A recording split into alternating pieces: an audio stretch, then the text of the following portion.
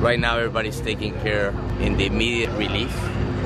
And that phase, I hope, should finish in the next week or so. The people who have been injured are basically being taken care of. Then we should begin a phase of recovery, basically beginning to bring some sense of normalcy. But the fundamental issue is going to be the rebuilding of Puerto Prince, of the new Puerto Prince, which has to happen at a time also when you continue to have some economic growth in the rest of the country. And what we want to begin to do is to do that assessment of what that recovery phase will mean and how much it will cost.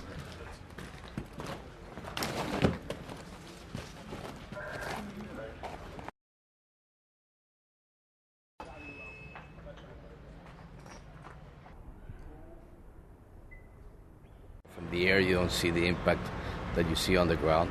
Here you are in our offices. You know, this building we're going to have to tear down.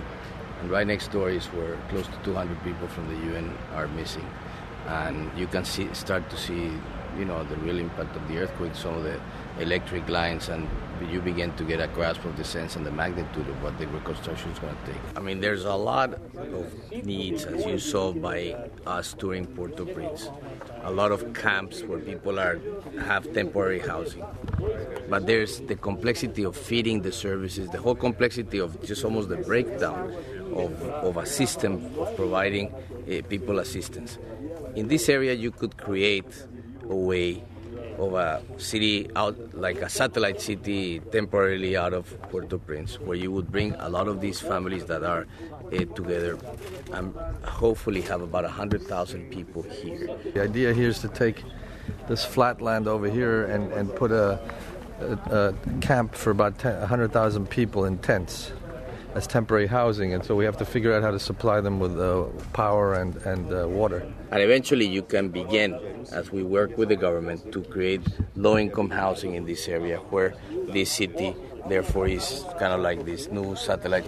I think part of the solution of Haiti is going to be trying to help people get activities, get other opportunities outside of Port-au-Prince. For that to happen, a lot of the activity in terms of agriculture. This is a country that 60% lives off of agriculture. So helping farmers get seeds, helping people create some kind of communal or cooperative type of production units.